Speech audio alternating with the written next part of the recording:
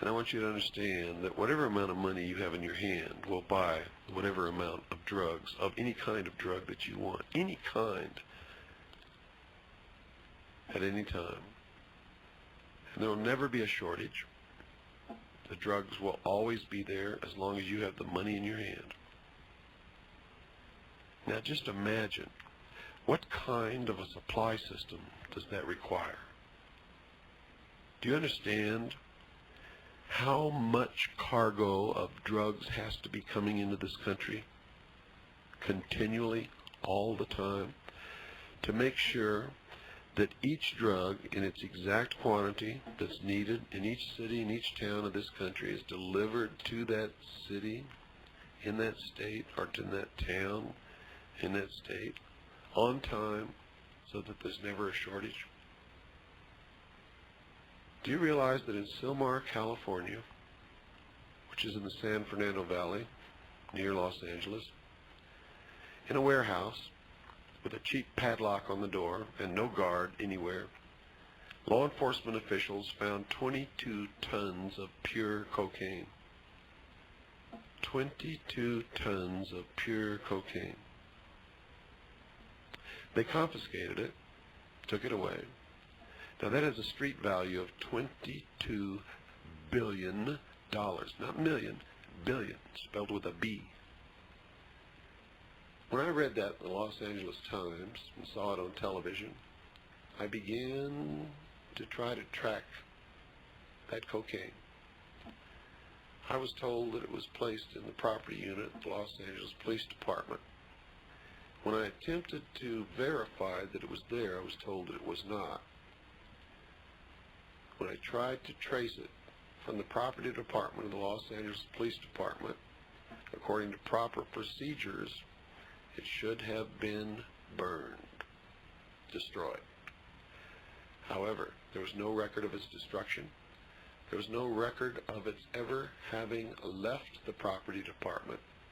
There was no record of any trace of that 22 tons of pure cocaine. $22 billion street value. Now I hope you understand that that's just one city, one little small town. In fact, Sylmar is not very big. It is not Los Angeles. One little small town in this whole nation.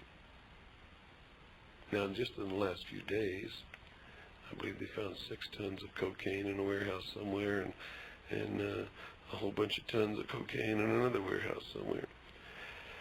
But you see, I don't even pay any attention to it anymore, because I know that if you try to trace those bags of cocaine, you won't find them. They go right back out onto the street, right through the police department as if it's got holes in it. It's incredible. You see, because money talks. The old saying is BS walks. You all know what that means. Money talks. Pretty hard for somebody to burn 22 tons of cocaine, but that's not the reason why it wasn't burned. So you have to understand, to get that much drugs into this country, so that every little city and town in this entire country is supplied with drugs, takes much more, much, much more. So much more that it's almost impossible to imagine. Much more than any Colombian drug lord could ever handle. And there's no Colombian drug lord that has anywhere near the amount of money that would be required to perform a logistics operation of that magnitude. When I was with the Office of Naval Intelligence, my friends, I can tell you that I discovered that the drugs are being brought into this country by the military and the intelligence community. And the way they get through customs officials and by law enforcement officers is that they are classified cargoes, secret cargoes, top secret cargoes. No one could look at them unless they had the clearance and the need to know, and the cargo is addressed to them. Much of the drugs are flown in to places like Edwards Air Force Base, California. There's a place in Arizona, which is a CIA proprietary airfield. There's a place in Florida, Homestead Air Force Base, and many, many others. There are tunnels going underneath the Mexican border. The Mexicans didn't dig those tunnels. No, these are smooth operations. No one ever gets caught in the drug war, except users. Have you ever noticed that? Or small-time operators with real small cargoes.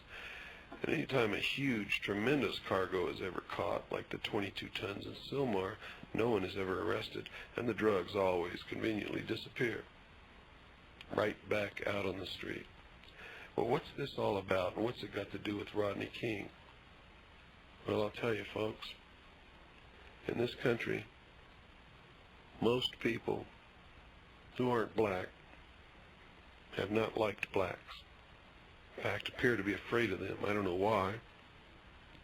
I really, honestly, truthfully don't know why. In my life, and in my book, I wrote about a good friendship between myself and a black man. In fact, he was the best man at my wedding. I've never had that problem, so I don't understand it. Maybe it's because I wasn't raised in the United States of America. My father was an Air Force officer, command pilot, which means he's flown thousands of hours in airplanes, and he's still alive to talk about it. He's a retired colonel, lives in the state of Texas. And wherever he went, we went. And because of that, I spent a good portion of my life in foreign countries, living on military bases, Air Force bases. And nobody ever taught me to hate the black man, or the yellow man, or any other man for that matter. So because I never learned it, and it is a learned trait, because no child is ever born hating any other child because of the color of his skin. It doesn't happen. It's taught by parents, and by peers, and by neighbors, and by friends. It is a learned thing. It is a despicable thing. It is a tool that is used by the very powerful in this world to create dissension and hatred amongst the rest of us, so that we struggle between classes, and one class attempts to hold the class below it down, while at the same time struggling up to the next higher class above itself, while they try to hold that class down. And descendants of slaves in this country have always been the lowest rung on the ladder of classes. So what the Rodney King thing is all about, ladies and gentlemen, is dissension, is hatred. It's being used, and I'm telling you right now, is created from the beginning. From the beginning. Do you really believe that it was an accident that a judge changed the venue upon the request of the defense to the wealthiest county in the state of California, or one of the wealthiest, I might say? Maybe not the wealthiest, but one of the wealthiest counties in the state of California, a county wherein over 2,000 police officers reside, a county where less than 2% of the population is black, a county who does not understand the violence, the oppression, the misery, the frustration of the people who live in South Central Los Angeles. Now, don't get me wrong, I'm not sticking up for Rodney King. Rodney King committed a criminal act. He was drunk. He was speeding. He refused to stop when the police officers turned on their siren and tried to pull him over. Eventually, though, he was stopped. And when he was stopped, his two companions in the automobile got